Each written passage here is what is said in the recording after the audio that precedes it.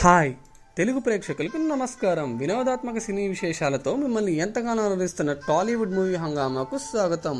సుత్తి లేకుండా సూటిగా మ్యాటర్లోకి వెళ్ళిపోదాం. అక్కినేని అమల ఇప్పుడు లాయర్ అయిందండి.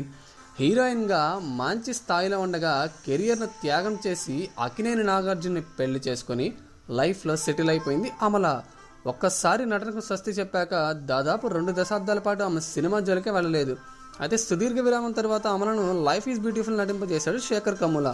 అయితే ఆ సినిమాల అమలను అలాంటి ప్యాథటిక్ క్యారెక్టర్లు చూసి అభిమానులు తట్టుకోలేకపోయారు. స్వయంగా నాగార్జున ఈ పాత్ర విషయంలో చాలా బాధపడ్డాడు.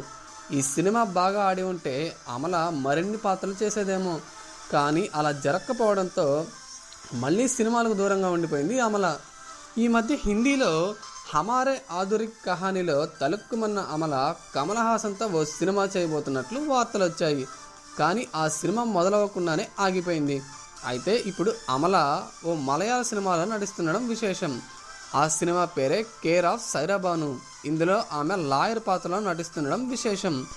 అమల హీరోయిన్గా ఉన్న టైంలోనే మలయాళ సినిమాను ఏలిన మంజు వారియర్ ఇందులో లీడ్ రోల్ చేస్తుంది.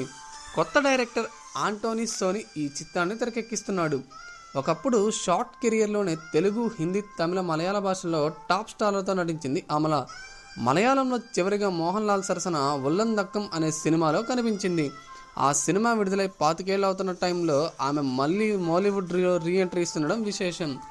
ఏది ఏమైనా అక్కినేని అభిమానులకు అటు హీరోలతో పాటు ఇటు క్యారెక్టర్ ఆర్టిస్ట్ కూడా కొదవలేదని ధీమాగా వ్యక్తం చేస్తున్నారు.